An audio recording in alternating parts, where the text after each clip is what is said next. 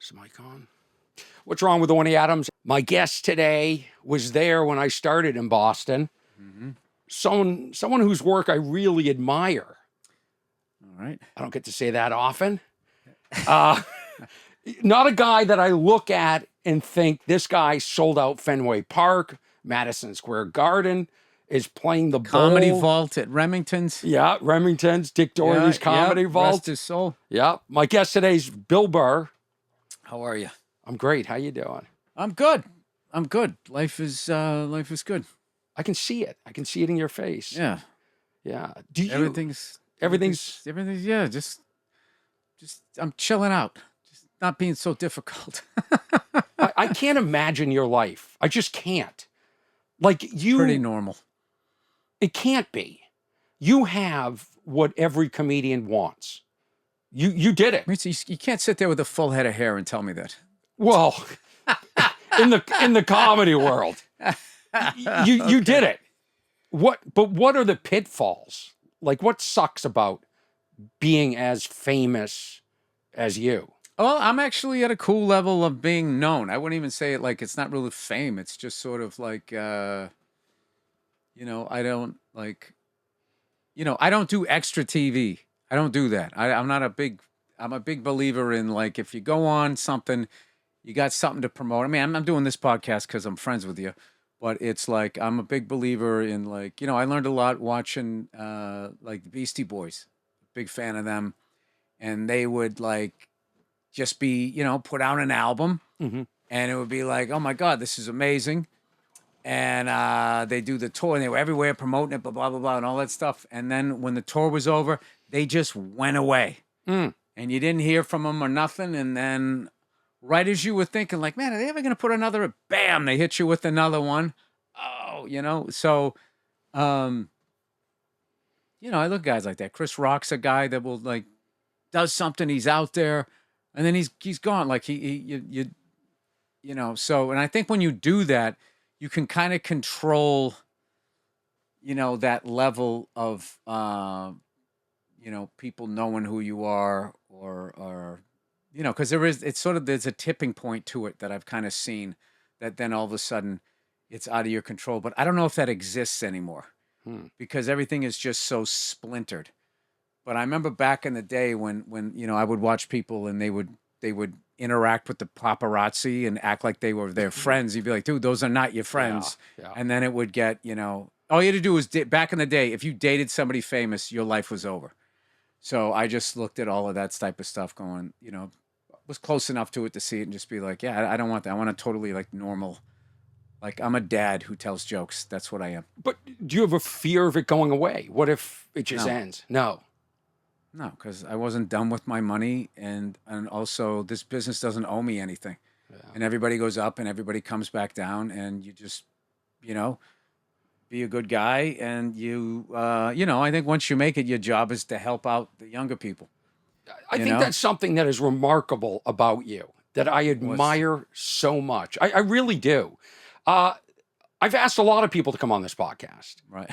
And you get a lot of no's. I'm the only guy who showed up. You and Jay Leno are the only ones that Jay's Bobby a solid Lee. guy. Solid people. But a lot of people, for instance, I was doing a show in the Belly Room at the Comedy Store the other day, and you just popped in. Now, most people at your level wouldn't go on that show. And it was an experimental show. Would. I don't think so. Yeah, they would. I don't think so. You do a lot of podcasts. I'm trying to compliment you. Take the compliment. I know, but I'm trying to tell you that they do. Well, if you want to, as you said, stay where you're at, you have to go down and do the clubs. That's like going to the gym. Mm-hmm. So if you do that thing where all of a sudden, you're always on the road and everything, and, you take, at this point, I've been doing it long enough. I can take 4 or 5 days off. But after that, it's like you haven't gone to the gym. So if I don't, I have a show coming up in Tacoma. So I'm doing a spot tonight. I did a spot Sunday. I did 2 spots last week. I'm doing a spot tonight, tomorrow. And then my show's on Friday. And I'm like ready to go. Yeah. Good. And I don't want, the first show of a tour of me, shaking the cobwebs off. People are not paying to see somebody shaking the cobwebs off. And it's disrespectful for them and their time and their money and all of that stuff. So You know, it's a fucking business, dude. So like that's just how I look at it. I don't look at it like you know, I don't have those, you know, one of the good things about having low self-esteem is you don't buy into, you know, you don't take, I call it taking the ride. Yeah. You know, when you start selling tickets and everything, and then you just start thinking, you know, you just whatever, you're not tethered to anything anymore, and you just start sort of floating away into this abyss of yourself. That's not, you know, it's just not how I'm wired. But when you do a show like at that belly room, Mhm. in your head, I know if it was me, I would be thinking, I've got to blow these people away, or they're going to think this guy was at the Hollywood Bowl. This is the guy everybody loves. No one in the crowd cares about your credits. They don't. You're just going up there, and that's nothing too. It's like Tuesday, Wednesday on a belly room. I'm going up there to work, so you know I'm working on new jokes, and that's just what it is. And then you know they're happy to stay. And like I be honest with you, I think a lot of like really hardcore comedy fans enjoy watching a comic they know working Mm, and trying stuff out and being Yeah. like, all right, well that bombed, and seeing the humanity of it rather than just seeing the special when it's all together and it looks effortless. right. They like to see the same way, you know, if you ever see like those behind the scenes things on bands when they're in the studio. Yeah. And it's kind of cool because you already know the hit song they wrote and you're just watching them trying to put it together Yeah. and the whole process. And maybe they change the tempo or they move a section around and all of that. That's all like Yeah. fascinating to me. Yeah. And then it's also watching, you know, these rock stars or rappers or whatever be like, you know, working or frustrated in a moment or something, like humanizes them in a way that I think makes them cooler. Yeah. But when you're doing a big venue, I asked Joe Coy this. What are you concerned about the people all the way in the back connecting with them? When you play these small venues, well, let's say even the Comedy Store, the main room, you can connect for the most part with most of the Modern audience. technology, you can now connect with people in the back of an arena because the screens they have and the sound is so amazing compared to when I was a kid. And, you know, when I went to go see, I saw The Who and I saw the Stones and I saw Dice. And like, you know, they were like this big. Yeah. And it's just like, I think that's Mick Jagger, you know what I mean? And it was like, but now they just have like those crazy, amazing screens, and the sound is like when I did Fenway Park, dude. Like I was out, oh my god, like how the hell am I going to play this place? Within 10 minutes, I'm like, this is just like a giant comedy club. Like the sound was so amazing. Could you hear the laughter, or was Yeah, it just and going up? You could bring them up and down and take them on Really? a ride the same way. Yeah, and it's just like, you know, I mean, that was obviously a really special gig. What was cool was I was there for a week before I did it. I was taking, you know, I brought the family back, you know, see cousins and aunts and uncles and stuff. And, you know, I would just walk down the street running into people. Hey, you know, good luck Saturday night. And I just kind of felt like people were behind me. You know, I always get a crazy amount of love from Massachusetts and that whole area. And I think that's just because, you know, throughout the years, not only being funny, but I've stayed loyal to the sports teams Yeah. and stuff like that. And that's like, you know, that's a religion back there. So, Yeah. you know, like I'm excited the Bruins are starting back up. I want to see if the Celtics can repeat. They're pretty amazing Patriots last year. are, you know, The Patriots are done. well, I mean, they're not done. They're just going through this a rebuild. lot of I mean, losses. well, yeah, I mean, dude, they had a bunch of losses before all the great stuff happened. Yeah. So it's just like what I got to experience as a Patriots fan, like, you know, no other football team fans are really going to do it. Although I think the NFL's trying pretty hard with the Chiefs right now. Right. I mean, yeah, the NFL is feeling the way the NBA felt like in the 2000s, where it was like, this is just a fucking business. Yeah. So I really feel like with the Chiefs, this is my prediction. It's going to be the Ravens and the Chiefs in the AFC championship games, Yeah. and they are going to fuck the Ravens. Mm. And the Chiefs are going to go because that's their moneymaker. Right. If it's And people hate the Chiefs the way they hated. And I think when they learned with the Patriots, that hatred of the Patriots was ratings and that was money. right. So that's what they do. The same way the NBA learned with the Celtics and Lakers in the 80s, oh, these super teams are really great for ratings. So then they were able to ride out Jordan. And then after that, there was all these manufactured Right. super teams where like the Celtics and Lakers in the 80s, that was through drafts and some shrewd trades. That became like their business model. Get two teams with a bunch of stars in the finals. Fuck everybody else. Revenue sharing. We'll just get that out of there. So now I think like... It's like Bird Magic when we were coming up. Yeah, so I think like there's just I think the MLB was in a lot of trouble when they canceled the World Series and they had nothing going except for Cal Ripken Jr.'s game, Iron Man streak, trying to beat Lou Gehrig, and they knew they were doing steroids. And they all just looked the other way. Right. They looked the other way. Yeah. They juiced up the ball. Yeah. And they were like, this is a game of the past. Like all of these records when it was an all-white fucking softball league, no one's going to have 190 RBIs in a fucking season. They had to get rid of those and they had to modernize it. So they just looked the other way. Yeah. And all of that stuff. Like, I'll tell you, like, I think Barry Bonds is a victim of the steroid era because he was the best guy and then everybody else cheated and became better than him. And then he was like, all right, here's me on steroids. And then they're like, oh, how can you do that? The same with cycling, too. They were all... The whole and they knew. race. They knew. Yes. So if everybody's on steroids, then that's what the sport has become. And then they vilify these people. The joke I was doing, man, you can't ride a bicycle 60 miles an hour up and down a mountain for a month straight. You can't do it. Right. You can't fucking do it. It's just physically fucking impossible. So, Can you enjoy sports knowing all this? I do. I don't think hockey has a problem.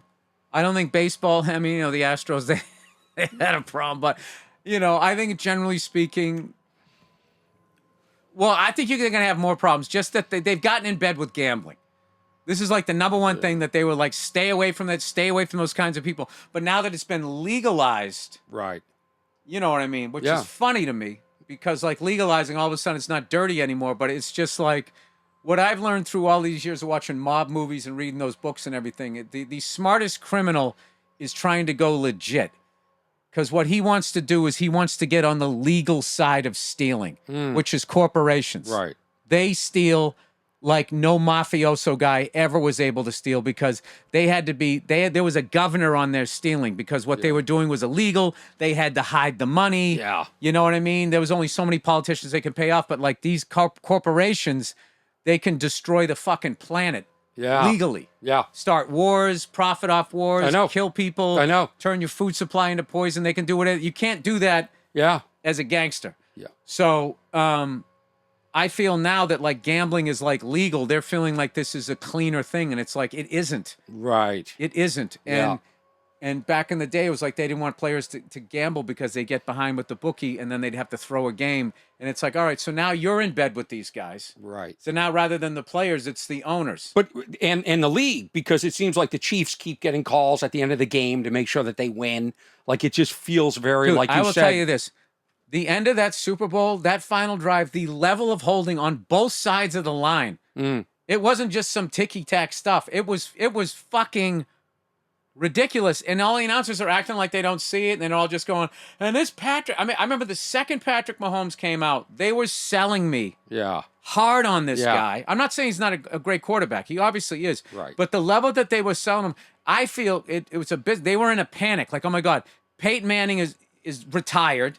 Now it's Brady. He's going to retire at any moment. And, like, I think there's a little bit of a vacuum for that next, like, Montana, Elway, Marino, or even like a Randall Cunningham, Donovan McNabb, like those guys, like just stars. Right. And I feel like right now there's a lot of capable quarterbacks, but you don't have that marquee. This guy's a first ballot, the Drew Brees guys or whatever. Like just that sort of happens.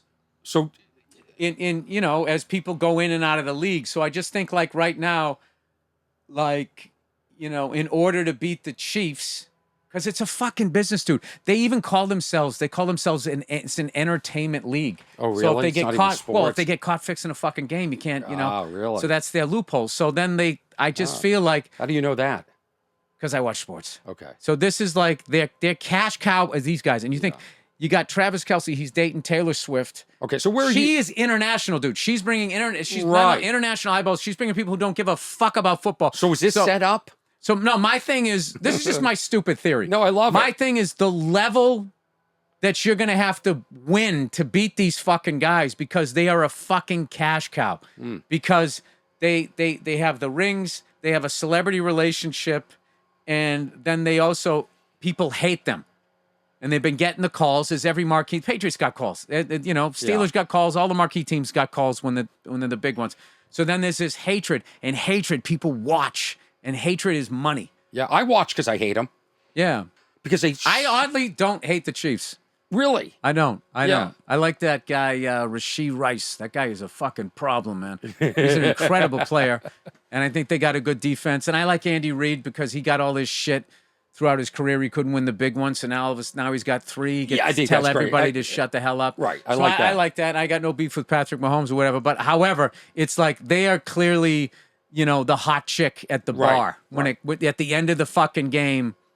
You know, the laundry's coming out. If you know. Yeah, I get it. Yeah. I get it. How about this? Because you brought up corporations and stuff like that. I have this new theory, and I floated it on stage. It gets nothing. It actually creates a really awkward silence. But I believe, I've been there. Yeah, but I believe there's something there. And I wasn't going to bring it up, but then you brought up the corporation thing. I believe there will always be poor people, and there's a reason, because you need politicians to lift poor people. And politicians are in bed with rich people. And rich people don't want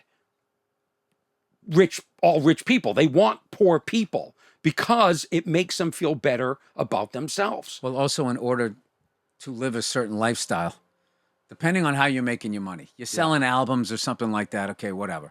Or you're an athlete, that's one thing. But like, you know, these new business models where these nerds, these Silicon Valley nerds come in and they consolidate an entire business underneath them. Yeah. And they're making billions of dollars, and then the people that work underneath them are barely making any money. I mean, I think we're in a new like robber baron era, which all started in the 80s when they started deregulating everything. You know, yeah, and dude, that's why when that guy died, when Reagan died, they paraded his fucking body around the country for like fucking 2 weeks. Did he go on tour?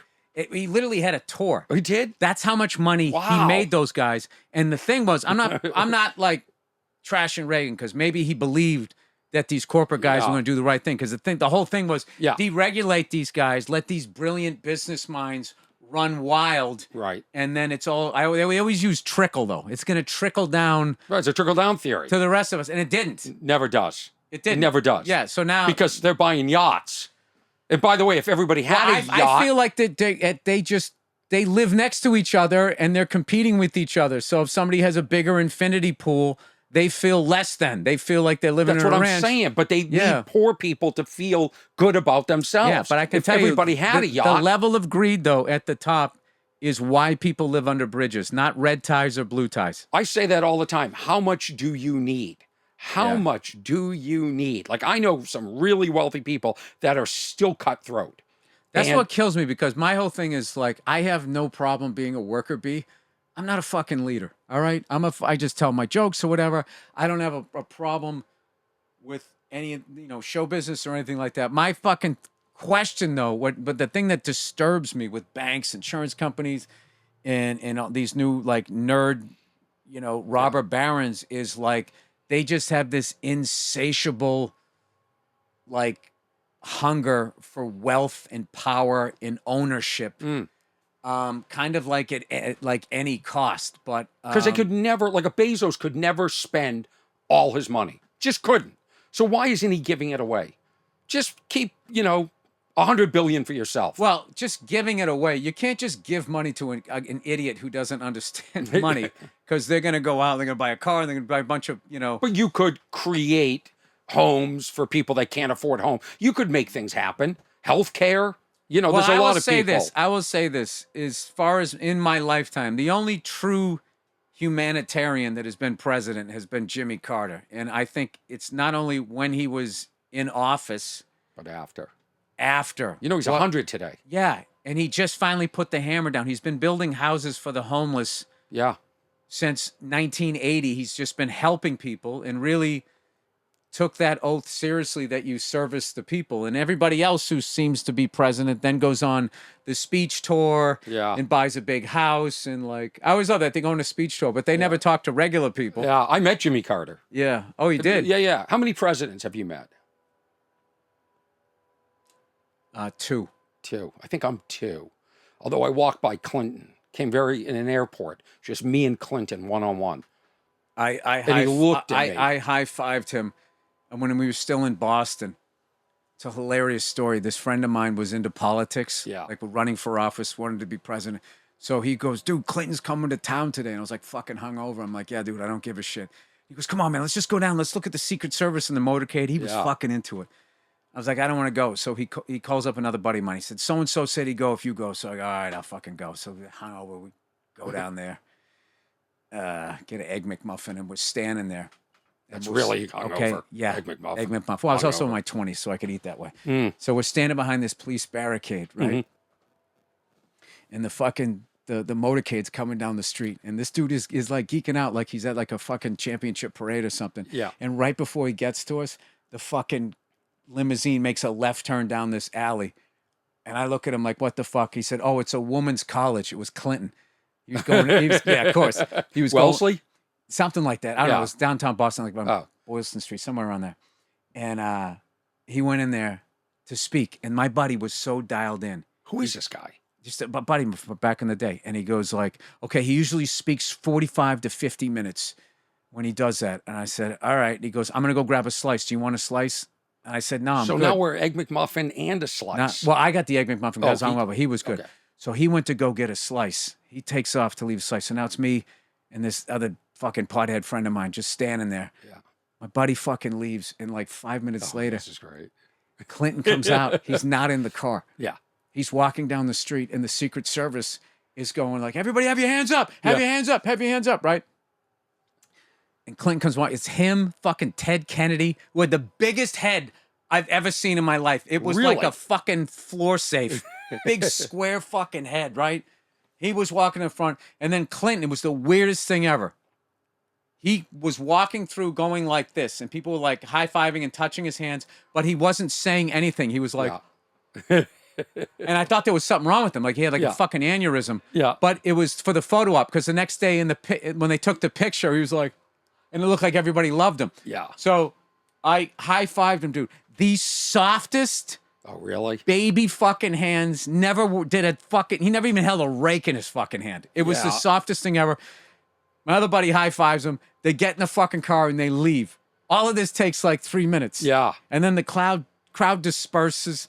There's just police barricades and a little bit of litter. And then my brother's friend comes fucking walking back, and he goes, he's like biting into the pizza, and he just goes, "I missed it." And I go, "Yeah." And he goes, "Did he drive by?"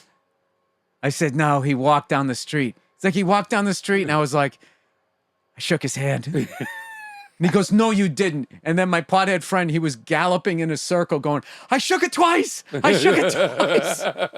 And I always felt bad for this dude because, That was his dream. well, because he gave a fuck and we didn't. Yeah, isn't that life? And we didn't. Isn't that life? If you don't care, it comes to you. Yes. Yeah. You know? That's his business. There's so many things in this business where I was just, I wanted it, and then I was like, I guess that's never going to fucking happen. I just say fuck it. And then all of a sudden, a year or two later, "Hey, you want to do this?" It's just like, "Oh, all right, yeah." Yeah, I think there's something to be said about that. You can't manufacture it. I've tried to pretend I don't care. I can go for 48 hours of not caring, and then I'm back in.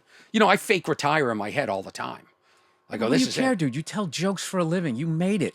I think it's amazing. Don't you think it's amazing that we make a living doing this? It's ridiculous. I feel like I've been playing hooky from school since I quit my day job in 1995. I have not had a fucking real job in almost 30 years. And this business is fucking hard. And, you know, write movies and direct and editing and all of that is a motherfucker, but it is way better than having a job. Of course. Way better than Of having. course. But, you know, you were talking about on your podcast yesterday, you were talking about how you're an old man. You go to the diner, you read the paper. Oh, yeah. I don't consider myself old. I feel like I'm stuck, like I have like long puberty or something. Like I never grew up.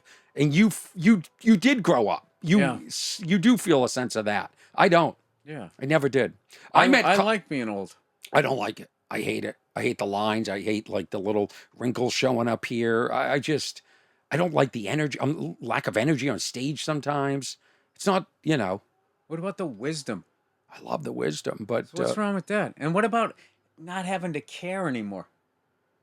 well, Caring is for fucking young people. I'm not there yet, buddy. I haven't done everything I want to do. I still have a checklist. You know, my dreams was never to play Fenway Park, but Neither was mine. I'd like to get a little further. My dream was to fucking be able to headline the Comedy Connection. Yeah. Did you ever do that? Did you ever headline that? Yes. You did? I did. First time I went through with late great Charlie Murphy and Donnell Rawlings on the Rich Bitch tour, and I remember when we were playing down in Newport, Rhode Island, that tent, that unair conditioned tent. Oh yeah, the Melody tent, Cape Cod Melody No, not tent. the Melody tent, the one in Rhode Island. I don't know. Oh, dude, it would be like 90% humidity, and you would be soaked through a shirt within 5 minutes. And I remember killing at that venue. And Bill Blumenreich was like, you know, like had like the barricades. He was leaning there, like looking at me, and I was all like, oh my God, this guy thinks I suck, because you know he's an intimidating guy because I started out and he was the guy that you wanted to impress.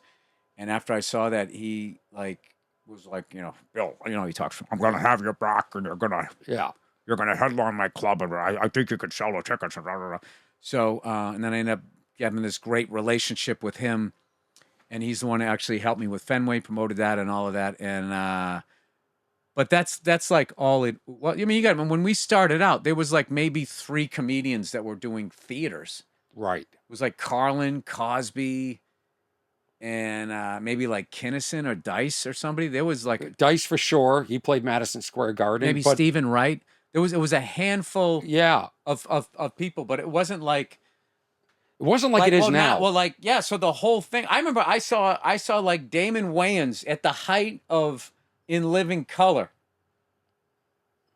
One of the hottest careers I've ever seen. He went down and played the Comedy Connection, sold out 6 shows, which was like 3,000 tickets. And I just remember just sitting there going like, oh my God, can you fucking imagine? Being at that level. But then it was also, there was money to be made in television. Right. It's like flip-flop. Now it's like the money is in touring, and now you take like a fucking pay cut because there's so many TV shows. Like that's the part of the the business I don't understand. And it's one of those things, being an older person, like life just sort of like after a while it just passes you by, not in a bad way. And you just got to let go of it. Like this business is not the way it used to be, whatever. I like the way it used to be. It's not that way. I'll play the game. You know, people don't move on a kickoff now. That's fucking weird to me when I'm watching it, but this is how the kids play it. Yeah, the kids. There's CTE and all of that stuff. All right. It's just like, all right, let me know when this is over, when they start playing football again. Yeah. But like, you know, they never hand the ball off. Nobody can stand in the paint. You dunk on nobody. All right. You stand there and you admire your home run. Yeah, there's no defense in basketball. You stand there and admire a home run and the next guy doesn't get beamed. Yeah. And it's just like, all right. Because I guess the pitcher celebrates strikeouts. Like it's the whole fucking thing has like just changed. And you just have to be like, you know, when I was a kid. But can't we say that? Can't we say it's gotten worse? Are we allowed to say that? No, because then you become that stereotypical old person. Because in the 80s, there was people our age. What do you think they were doing when they were looking at fucking heavy metal videos and they were dressed and singing about the devil and dressed like women and shit with lipstick on? They were and they grew up listening to, I don't know, who, Elvis or something like that, Sinatra or something like that. Yeah, they thought what we were doing was... But older people have always hated progress. That's our rite of passage of getting older, is we're allowed to say it's getting worse. It for sure is getting worse. I mean, you just take basketball. They don't play defense anymore. Remember, Bird would dive on the ground to get a ball and he'd be out of bounds. Next thing you know, he's under the basket scoring the same play. It's like, where did he come from? But like analytics, I think kind of ruined basketball where it's like, it's just, you just watching two teams launch like 50 3-pointers. So You want to know? I just feel like it's amazing. Like the greatest shooters of all time are in the NBA right now. I mean, like 7-foot guys are knocking down 3-pointers. I know, it's crazy. Like they're fucking Andrew Toney. And Yeah. Andrew Toney played before the 3-point line. So and Steph Curry, like literally changed the game. Like Steph Curry has fifth graders pulling up from half court thinking they're gonna make it because he showed them that it's like possible. Do they make it to the foul line? Yeah, but I mean, but he's caused everybody to like elevate the game. So there's great things going on in the NBA, but that whole the 2 7-footers, fucking posting up down low, banging underneath and all of that. And you went into dunk, you had to go into the trees. Yeah, and it's just that just doesn't exist anymore, and it's just like it's gotten worse.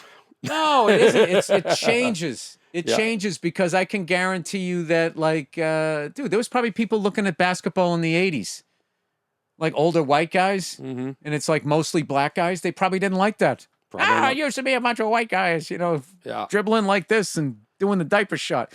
So, no, like, 2 goals I have. I'm going to age naturally, and then I'm going to help out younger people. I'm not going to be this curmudgeon telling people that their music stinks. I mean, I've been guilty of that, of course. Yeah. But like, I have this new philosophy. It's just like, I don't want to be that fucking guy. No, I think it's rare how giving you are to the comedy community. And I hope, I wish other people would be that giving. Dude, we look back at the 80s and 90s and go, those are the days. It's because you were young.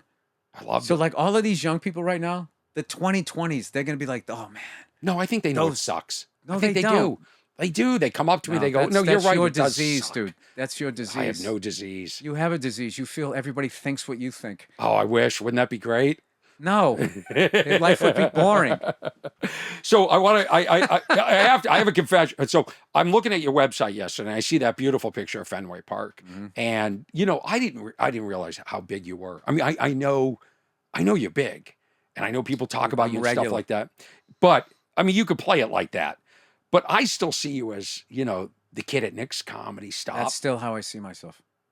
Doing that bit about white supremacists being the master race and then getting in their beat up old truck and trying to start it. Oh, my God. Oh, my God. Wow, I remember that. It was a great bit. It was a great bit. Still holds up. I think you can bring it back. I think it's time. I think that one's going to stay. That one will haunt Nick's / the dance club. But I remember what were we thinking? Because I asked you a couple years ago, I said, where am I in Boston comedy? Like, was I part of your group, your class? No, I thought like my class was Patrice, Dane, Bobby, Al Del Benny, Gary Gulman? No, and then and then the next wave, and we were the young guys. Yeah. And we were the young bucks coming up. Who the fuck are these guys, right? Yeah. And then all of a sudden, you guys came. Gulman, maybe Justin McKinney. That's and then Bob Marley came down from Maine. Right. And that was like the next wave. And that was the first time I felt like, all right, I'm not the new guy anymore. Huh. And then like I guess I'm not the last guy to start stand-up comedy. I thought I was in your class because I thought we were all sort of at the same time doing the same thing. No, but now you are. But back then when it was like I've been doing it 2 years and you've been doing it 2 months, that was a huge gap. Right. But now it's like I've been doing it 32 years, you've been doing it 30 or whatever, right? Exactly. It's like, you know what I mean? It doesn't seem. So now I consider Gulman and you guys and all that. Like, I always consider you part of my class when we were in New York. Boston guys all came up in the early to mid 90s. But like when we were in Boston, there was like every 2 years, there was like a new class. So like before me was like Nardizzi's class. Before him was probably Todd Parker, Rogan, Robbie Prince, those guys.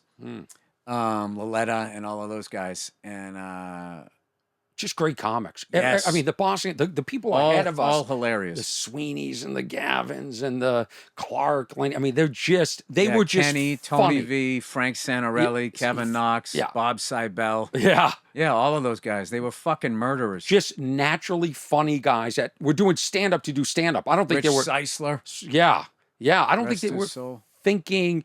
Kevin Knox, rest his soul. Yeah. I think we were doing comedy because we thought we were funny.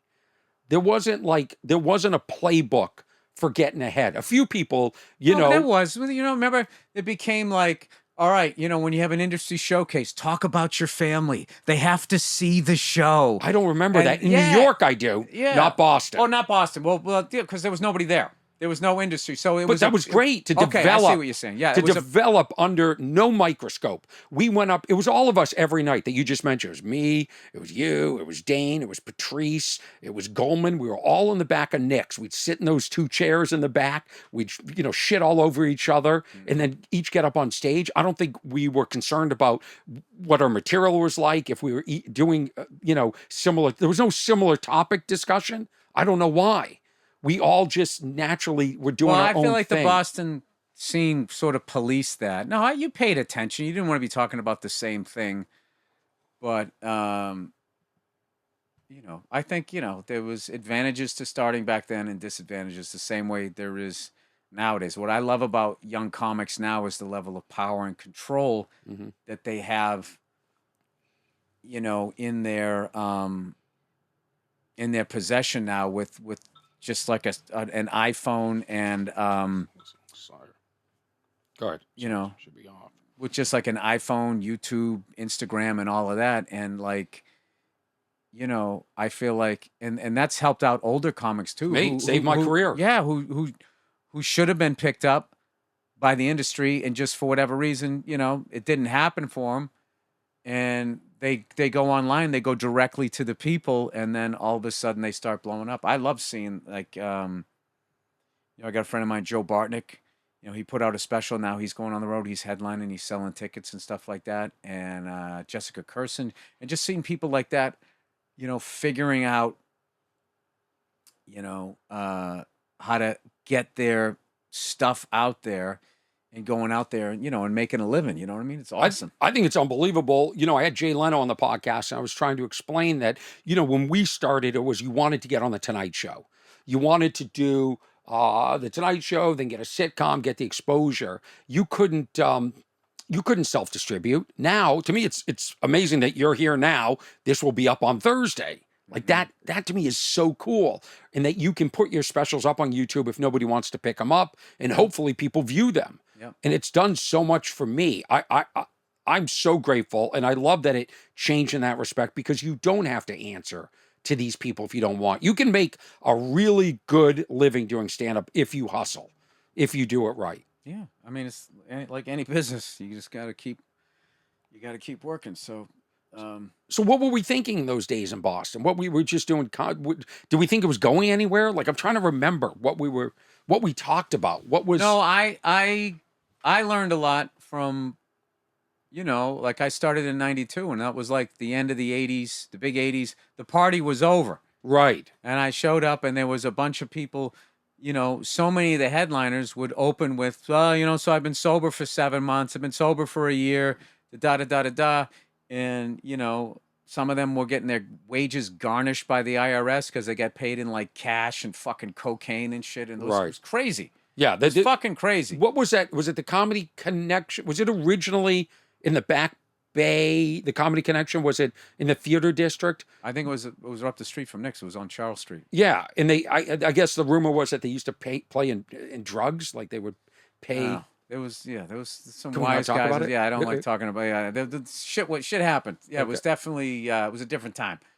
So I think by watching people drink and drug their careers away, and then watching somebody like Anthony Clark and watching Joe Rogan, like I was like, okay, these guys got to a certain level and then they left. And then they made a name, and then they came back, and then they headlined them. Because if you stayed there, you know, they had like all of those. There was like this glass ceiling. You just weren't gonna fucking break through. It was gonna take you 15 years to break through. Did I miss Rogan? How come I have no memory of Rogan? I missed him too, Okay. but I just heard about him. Okay. And then I remember Alan the Monkeys opened for him at one of the Akuakus, the Chinese restaurant for Dick Doherty. Route 1 in And he Saugus. was giving them advice, going like, you got to get the fuck out. You get to a certain level of funding, and then you got to get the fuck out of Boston, because he had gone out, I think, to New York, and then he went to L.A., and then he booked a sitcom, some sitcom about baseball or something, and then it didn't go. And then he got on news radio. Yeah. Yeah, dude, and that was all. And he was like a year older than me, a couple of years older than the other guys. So we were really looking at him like, oh, like that's how you do it. Yeah. So that's why I only stayed in Boston for like, you know, 3.5 years, and I moved to New York. I was like, I have to get out of here because, you know, I started later. So I was like 27 when I went to New York, which is a little bit old, and I felt like I need to. You know, if I'm ever going to become a national act, I have to get to where the industry is, which is New York or LA. And I just wasn't an LA guy at that point in my life. So I went to New York. Yeah, I remember people would comment that the old Boston crew never left Boston. I mean, they're still there and they love it. They love doing comedy. No, but there's also something great about that. I agree. Because I admire there's that. a part of me going like, if I just stayed in Boston and bought a fucking house there, and first of all, I could have like watched all of those championships in Massachusetts rather than behind enemy lines. You know, that could have been cool. And also, you know, I still love it back there and everything. But like, I know that it would have bothered me just the way I'm wired. Like I am, for better or for worse, a seeker. And I think part of it has to do with childhood trauma and just always wanting to keep moving so I don't think about it. And then other shit is also like, you know, kind of everything interests me. Yeah. So like and then I wanted to find out a lot of shit for myself rather than somebody be like, oh, you know, Kansas. Oh yeah, I've been there. Let me tell you about Kansas. Yeah. Blah, blah, blah. It's just But I do respect Bob Marley, Justin McKinney, that stayed in their region. And they're killing it. No, they came out here, and then they got to a certain point where they wanted to like start families and everything like that. Yeah, like Bob Marley has like the fucking greatest career ever. Yeah, he really does. It's Greatest career ever. I mean, he like, you know, nobody's making more money than that guy. Yeah. And he doesn't have to fucking, you know, he lives in a gorgeous state. You know, got to be there with his kids. I mean, that's at the end of the day, dude. It's like you got to be there for your kids growing up. That's the main thing. It's not getting a So does a family get in the way of your comedy career now? No, and that's like one of the big worst Misconceptions? Yeah, because it doesn't. It expands what you can talk, and it expands you as a person. Like you stop like just sitting there, you know, in your tortured self, and it's just like you don't have time to do that. I mean, you still get depressed and bummed out or whatever, but like, you know, it's like I got to get up, I got to make breakfast, I got to get the kids to school, I got to make sure I spend quality time with them, I got to teach them how to throw and hit. You know, I don't have kids, you know, throw like this. You know, took your daughter skateboarding? Skateboard. She liked that for a minute, but she's into the ninja stuff. She likes like climbing and all of that. Like, she's super strong, and then my son has really gravitated towards like music, like loves AC/DC and Angus, likes playing guitar, like messing with pretending to play guitar. How old is he? Plays drums. He's 4. They're 7 and 4. So, you know, so you don't like getting back to the material, because I asked about the family getting in the way. Do you ever fear you're not going to have things to talk about, that you're not going to be as funny as you once were, that it just dries up? No, because that thought is what leads to writer's block. So what I do when I put a new hour together is I take all rules of hack and just throw it in the ocean. And it's just like, I'm just going to get up here and just say an hour of shit that's different. And that's what the goal is. It isn't like, okay, here's my new hour. It has to kill where my specials. It's like, no, it's going to go down. And it's just funny. It's like, there's something just fucking hilarious about bombing, about standing up there. Yeah, trying to make people laugh, and then you don't, and then they get annoyed with you. It's like... Even at this level, at this point in your career? Yeah. Really? Yeah, it's I funny. don't want that. I don't want that. I know, dude. You got issues. Yeah, what? Okay. What? Yeah. I don't like this.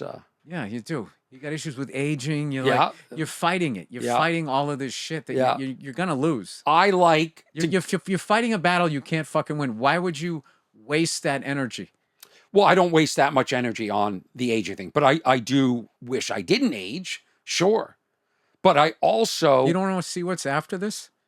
I know what's after this. It's a whole lot of nothingness. Yeah, So what? yeah, yeah. Well, then whatever. So you just enjoy. And if you know that there's nothing after this, I enjoy my then life a lot. there you go. Yeah, I so do. then It's that's it's all that only matters. when I But if look there's up like, and look around and compare myself to other people. Can I tell you what that's when- doesn't scare me? Yeah. Is if there's nothing after this. It doesn't scare me because then I'll really be dead. These people's idea that you're going to go somewhere and then it's going to continue and there's going to be some new clique you have to fall into Yeah. and like this fucking heaven. All right? And you're just fucking up there and you're at this never-ending social party up there? That sounds like a fucking nightmare. I agree. Can I get my own cloud? I agree. And everybody you've Can dated, I get my own fucking cloud? they're all up there with you. With like one of those little lawn chairs. That girl that drove you nuts, she's strutting around the pool in her bikini But you would think that in perpetuity. But you would think that people would be in a better because it's like heaven. But like I don't know, like just whatever. The big thing that people do with drug users is to get that dopamine feeling. Yeah. If you just felt that 24/7 forever, it goes away. It's why material things are so temporary. Like, oh, I want this shirt, I want that fucking jacket. And it makes you feel good for a week. And then a week later, it's just laying on it doesn't mean anything. You know what I mean? Because I feel like the whole concept of heaven or hell doesn't even mean anything. No, I think it's nothingness. Yeah, I just think I really do. I think it's I don't think it's nothing in like a bad way. Or if there is something, like maybe it's your job is to go into the ground and fertilize the soil and give more life. There you go. Give life to something. That's your give. You give it back. But we stick each other in Or boxes. your memory or what you did, lives on. Right. Your comedy will live on. I don't know about that. Yeah, why doesn't comedy hold up? It doesn't hold up like music. Well, if you look back like 100 years ago, like everybody knows Teddy Roosevelt. Do you know what he said? Carry a big stick and walk softly and carry a big stick. Yeah, a chicken in every pot. Didn't he say shit like that? That's his whole life, right there. And he was president. Yeah. So I don't think anybody's going to give a fuck about somebody that was telling jokes. So you don't have fears of selling producing more material. You don't worry that people go, Bill's new special wasn't as funny as the last special. No, I care about that. Okay. I Okay, care good. about Now we're that. on to something. I care about that. So should I call you messed up and that's your problem? I mean, Well, if you think I'm messed up, you should say that I'm messed up. You shouldn't just say it because I said it to you. okay. I was saying it because you said it to me. Yeah, I know. I don't think you're messed up. I think you're interesting. I know we've had conversations privately. Dude, I am out of my fucking mind. Come on. Yeah. In what sense? I don't know, but it's just the older I get and the more I learn about myself. So you and then I look back at the shit that I did and stuff that I thought and said. I was just, what the fuck was wrong with me? But that's maturity. That's what comes with age. Is this sagaciousness? Like all of a sudden, oh, I shouldn't have said that. But are you really like fucked up? And then you sit here and you're acting zen? Like, or do you really worry about these things? Do you really worry about the person in the back of the theater that isn't immediately in front of you, that they're going to be distracted or not getting it, or I can't see their reaction? I don't want people to leave thinking that they didn't get their money's worth. How long a show do you do? Hour 15, hour 20. Well, right now I'm putting together new things, so I'll probably do an hour. I'm not going to torture people just to do that. Like Do you do any of the old stuff at all? Well, my special isn't going to come out till early next year, so like I got one. I'll do like one bit from it, but Yeah. like I just got this new shit. I'm just working it. And so you'll work it in front of a huge venue. Well, here's the thing. Well, I'll do it at the Comedy Store. They're not paying to see me. I'm just popping in. Right. So, but when I go to Tacoma, they're paying for a show. So I'm going to do as much of my new shit as I can. But if it stops working, I'm going to go back to the last hour so they get their money's worth. Like, you hear the crowd. You hear where they're at. And there's a certain level. that I need to keep them at, so they'll feel like they got their money's worth, so they keep coming back to see me. Hopefully, Yeah. you know. Do you still love stand-up comedy? Yes. I mean, that's amazing, right? Yeah. No, I love. You know, and I still love making my wife laugh. Like, Yeah, you told me that. there's a level when I get her to laugh so hard she runs out of the room. Come on. Yeah. What's the last thing that you can share that you said that made her laugh that much? Uh, And do you repeat material I can't with remember her? what I did, but I was going off on smash burgers. Yeah. And she just thought it was fucking hilarious because everybody loves smash burgers. And I was just talking something stupid about how it was just like, it's like somebody put it in their back pocket and took the bus home. Where's my burger? And I did like this whole act out, like, here you go, whatever. I can't remember what it was, but it was really stupid and really silly. And yeah, I remember that. And then I remember describing this guy that I met where he had a boyish face and he was dyeing his hair, but he was in his 50s. Mm. So it was this bizarre old and young. I said, you know what he looked like? He looked like an old doll. And there was just something about that description. And she knew the person, that she put her hand over her mouth and she just ran into the other room. And I didn't even think it was that funny. It was more so like the way I don't know what. It was just however I meandered to get to it because I can't recreate it, right? Right. And I remember I ended up just laughing at how hard she was laughing. That's great. So one of your relationship advice is to make your partner laugh every day, I think you said. Yeah, every day I try to make my wife laugh so she doesn't get sick of me. But does she think you're smart, or does she look at you when you say shit and go, come on? Both. Both. Does that drive you nuts? She thinks I'm smart. She thinks I'm an idiot. Yeah. Does it drive She you nuts? thinks I'm a great guy. She thinks I'm difficult. Yeah. She thinks I'm funny. She thinks I'm annoying. You know, that's a relationship. Yeah. Yeah. It drives me nuts. Like when I'm on stage, I go, look at all these people believe what I say is valid. And then you question everything. Like there's never an agreement. Yeah, but that's not real. I know it isn't real. The That's why show I love is. it. That's why I love it. It's the only time I'm really happy is when I'm on stage. Everybody's listening. Everyone's paying attention. Nobody's interrupting me. I hate being interrupted. Drives me nuts. Well, nobody likes being interrupted. You know, now with the notifications on your phone all the time, my phone beeped now, you know, people interrupt. Oh, you want to hear something funny about yeah. me? Is my car's been acting up lately, so I'm thinking about getting rid of it. And I'm going backwards with cars. I hate new cars. Like, I took an Uber the other day, and this guy picked me up. Fucking great car. It was a BMW 7 Series. Dude, the entire dashboard was a fucking screen. My wife has a newer car. This fucking car won't shut up. They're always talking about don't drive distracted. Oh. This fucking thing, like you drive down the street, like how fast you're going Yeah. is like somehow like hits a mirror and then is on the dashboard. Like if I had the car, I'd put a fucking piece of hockey tape over it. The mirror, you look in the mirror, every once in a while, this red triangle lights up like the Citgo sign. Somebody's coming up let on you know, you. it beep, beep, beep, beep, beep, this Yeah. thing, Right. all of this shit. And like she's talking and then the car goes, what can I help you with? And they like, it's tracking your location. It's like this, you're riding a giant fucking microchip. And then all of these systems, I fucking hate them. I hate these fucking cars. So I want to go back. What do you drive now? I have a Jaguar, and it's starting. really? And it's starting to act like one. I bought one in 2016. I keep cars forever. Yeah. And this I fucking do car, too. if it wouldn't quit fucking acting up, I would drive it forever.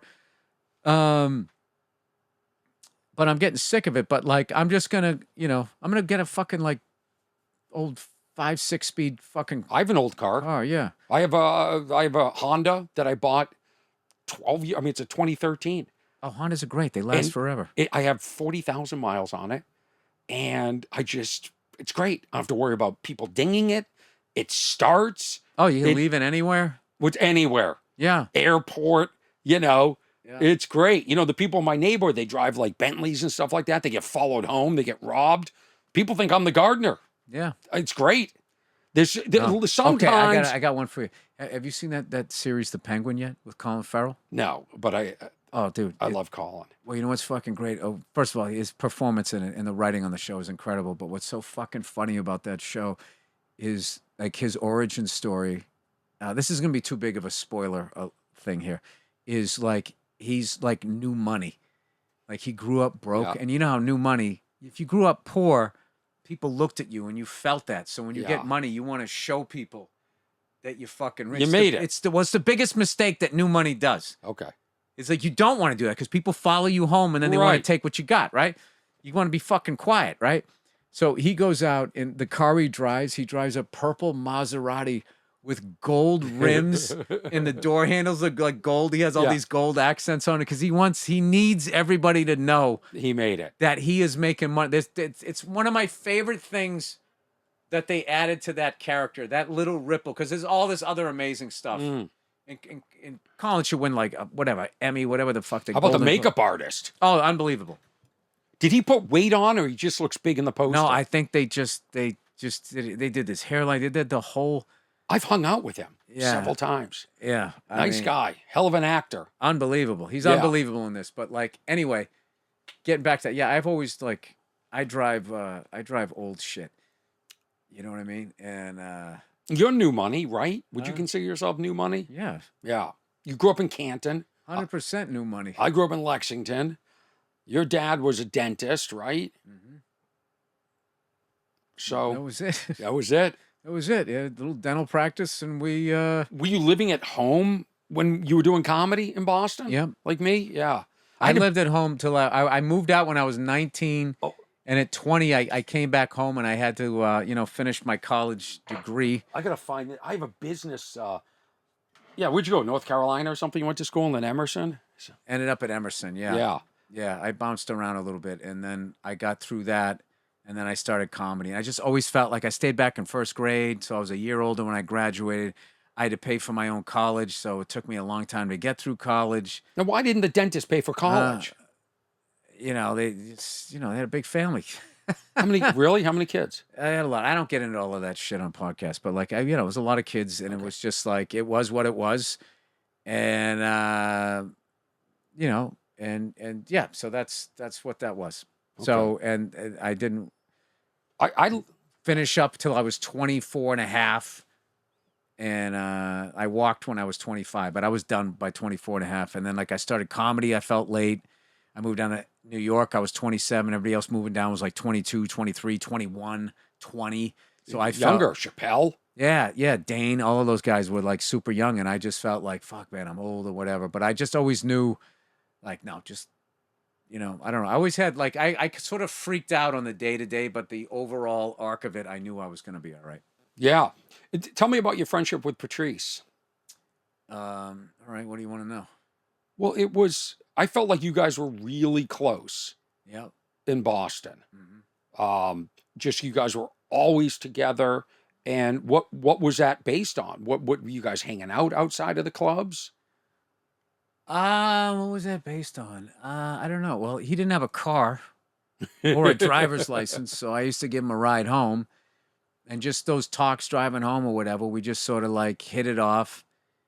And he was obviously a great comedian, so I respected him on that level. I think he respected what I was doing. And just, when you start out, you just sort of hit it off with someone. So I just sort of hit it off with him.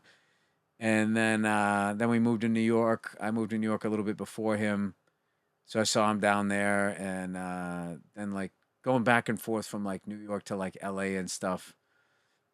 Towards the end of his life, we weren't as close just because, I got married, was I married? I don't think I was married, but whatever. I was like living in LA, and it's just like, it's just hard, like all of those guys that I talked about that, I started out with, I'm still friends with all of those guys, but we talk like once every 2 months. Right. Where when we were young and we didn't have married, we wouldn't have families and shit like that. Like I used to see all of those guys, you included, like 5-6 nights a week.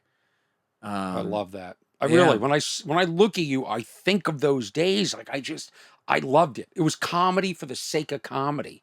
I don't think I was thinking beyond that. I don't think I was thinking, I guess hoped you would must get have on been. a You show. wouldn't have moved to New York. You wouldn't have gone to L.A. or whatever. I think the people that truly weren't thinking about that were the people that didn't move away or whatever. And there's nothing like wrong with that either. Like just staying where you're at if that's like what makes you happy. You know. Yeah. You do a podcast twice a week, your own podcast? Yeah, I do have a hard out at 12. Just to Okay. let you know. What time? I don't even know what time it It's is. a couple minutes before. Okay. Yeah. Yeah, Let's. so I do. I do my podcast on Monday, and I do it on Thursdays, and then in the football season, I do this sports gambling podcast with Paul Verzi, called Anything Better But podcast. do you? I was listening to the podcast yesterday, and I think it's great. You know, most of the time I do this alone, and I talk, and I find it to be one of the hardest things to go from thought to thought to thought, and I lay it out. Just don't think. I think too much. You know, I print out paper, I read things, I talk, and I felt that yours was very fluid. And I'm curious, do a lot of thoughts start out on the podcast and then end up on the stage? No, the podcast is the podcast. My act is my act. But what the difference is doing a podcast by myself for an hour every Monday and a half hour for the most part. You know, I have guests on Thursdays, but for the most part, it's by myself. It develops something in my brain where I can go out and wing an hour at a comedy club and come up with material really fast. Yeah.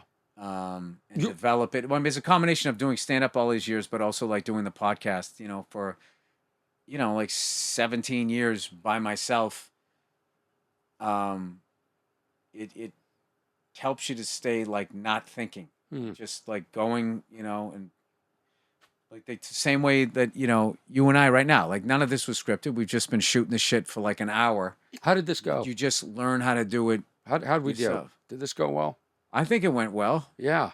It's very conversational. It's interesting. I liked it. Yeah. I didn't know if I was going to get amped up, Bill. I didn't know which, but I think this is the way probably it should be. It felt like a conversation. Well, I've also known you for 30 years, so it's not like I'm coming. You know, sometimes, you know, if you go in and do a podcast and they don't know you, then it just becomes like, you know, they just ask you a bunch of personal questions, and it was just like, you know, so what was it like to grow up here? Da, da, da, da, and they just like go on your Wikipedia page. Yeah. No, So I'm more. Those ones are a little more. I'm more interested. Are you blown away by your level of success? The fear of producing, the fear of pleasing everybody in these big environments. I don't think about any of that. Every once in a while, I didn't think about the magnitude of Fenway until 2 years after I did it, because I had to be able to do it. So I couldn't be just sitting there going like, "Holy fucking shit!" I had to like sort of block that out. Yeah. So I don't know. Maybe I'm weird, but like I also don't expect that like, and it hasn't happened either. Like when I go back to Boston, you know, and I walk down the fucking street, like it's not like all of a sudden, it's not like Beatlemania. Like nobody gives a shit. They just go like, "Oh, hey man, they like your stuff." Like, Yeah, because they feel like they know you. but I like that because it's regular. Yeah. I'll tell you, I played a bigger crowd than Fenway. Oh yeah, what's that? I went back and I did that Tom Brady thing, right? So when he was retiring, and they said, you know, hey, do you want to come down and do like 5 minutes up front, maybe do a bit? And I was like, yeah. So I mean, I thought it was going to be like a fucking Hard Rock Cafe, Right. like I did this David Ortiz roast one time, and it was at the Hard Rock Cafe. So that's what I thought it was, like that level of business, so that level of a gig. So then I find out that it's at like Gillette. So I'm like, what, like Patriot Place? Do they have like a little? Yeah. And they go, no, like Gillette Stadium. And I was like, this is like a week before. They're like, I'm like, where the Patriots play? And they're like, yeah. And I go, and how many people are going to be there? Like, oh, it's sold out, even on the field. I go, how many people is there? They go, I don't know, like 57,000. Yeah. Yeah, but the difference is. So I'm like, what the fuck? Yeah. So then I had to go out, and Jay-Z opens, and he was For you. and he was surprised. No, he didn't. No, he opened the show. So, and what's fucking song did he did like dun dun dun? Fucking place goes nuts. Like they had no idea he was going to be there. So I had to go on after him. Somehow, and I just sort of winged just talking about my whole time being a Patriots fan and what it used to be, you know, in that old shitty stadium and walking along Route 1. So they had this thing in the middle. This is one of my most proudest moments as a comedian is they had this bit that they wanted to do. It was a combination of all Tom's haircuts throughout his career. And then each picture was with him with like a different celebrity. So the instinct as a comedian is to make fun of the haircut and then also to trash the other celebrity that's in there. Relationship. Okay. And then what's fucked up is like what I've learned over the years is if the person in the photo isn't also going to come up and get you back. Right. Like they start to take it personal. Yeah. So this is an opportunity where I could kill but walk away with 6 new enemies. Right. I don't need this shit. So I figured out a way. I was like, no, I want to do something where everybody feels fucking good. And I worked totally clean. I did say shit once, but it was I felt like a fucking. So what was the angle? I just kept it light. I kept it light because that's what it felt like, because it wasn't a fucking roast. And Tom had just gotten roasted. Right. And it's like, I'm not going to do that. And I also felt in a lot of ways he got roasted his whole fucking career because of Jim Irsay always coming up with these trumped up fucking charges. So I was like, I don't want to do that. And then also I like all these people in the photos. So it's kind of funny. So what I did, okay, you with no hair making fun of Tom Brady's hair too. Exactly. So I would do one. The one I remember was the John Bon Jovi one. So I go Tom Brady with John Bon Jovi, and then I was just arguably the only guy with better hair than Tom Brady. And I was like, a lot of people don't know this, but John knows a lot about football, which he does. Like he was an Arena Football League owner. I go, that's right. And I go, he came this close to buying the Buffalo Bills, which he did. And I said, John, did you think about that? You realize if that sale went through, you were going to have to live in Buffalo. And I said, fat chicks, lake effect, snow. Yeah. I go, I think you dodged a bullet. Wait a minute. So you're gonna shit on Buffalo. You're gonna lose a whole city and fat chicks. That's fine. But I said, I think you dodged a bullet. Stay in Jersey where you belong. So it was like a lighthearted thing. Yeah. And I remember when I got off stage, he had a big smile on his face and shook my hand. It's just like I feel like that thing as a comic has gone away, where like everything is now like a fucking roast. Like you go to on a fucking award show. I agree. And it's just like the host is roasting everybody in the crowd. My nephew roasts me because that's all he sees. I know, and it's just like, dude, this is supposed to be like these guys got nominated for a Golden Globe or a fucking Emmy, Right. and they're showing up with a date and an acceptance speech, and you're up there and you got like 10 writers that wrote all of this shit for you, and you just fucking eviscerate them. Like, I just look at it, it's like, that's not the night I agree with that. to do that. And you see people online, well, these celebrities need to be taken down a peg. It's like, dude, it happens every fucking day online. Right. Right. Every day I'm fucking line. I always thought that was funny when at these award shows, you're shitting on people that are about to win an Academy Award or were nominated. It's like, especially if it's a comedian, it's like, well, I'd rather be sitting there. I also feel like you're shooting fish in a barrel because they can't come up and get you. Well, because they didn't know that there was going to be a roast. Chris Rock got slapped, so they can come up there. They can slap you. I guess. Okay. Well, I mean, if you're going to take it to that level, but I'm just saying. But like, I don't know. Yeah. Well, we'll end on that. It's amazing. Right. Thanks, Bill. I'm going to play the theme. Thank you, Bill Burr, for coming up here. Well, thank you for having me. No, I think it's. I have such respect for you, and I think I have respect for you too, brother. I don't get to say that often. A lot of the times people achieve something, and a lot of comics are angry, but I don't think that that's the case with you. I think people are happy for your success, and they should be. I hope that's true, and it's well deserved. And if they're not, I don't give a shit. Good for you. Good for you. All right. Thank you, Eric Stoltz, for mastering the audio. Thanks, Bill Burr. Check out his podcast, BillBurr.com. He's already left. It's like Elvis. Eric Stoltz, not the actor Eric Stoltz. No. No, wouldn't that be great if that's where it ended for him? No, that wouldn't be great. He's an incredible actor. All right, Orny. All right, we'll see you next time, everybody. Dude, I'll walk you out. Oh, okay, cool. Yeah, thanks.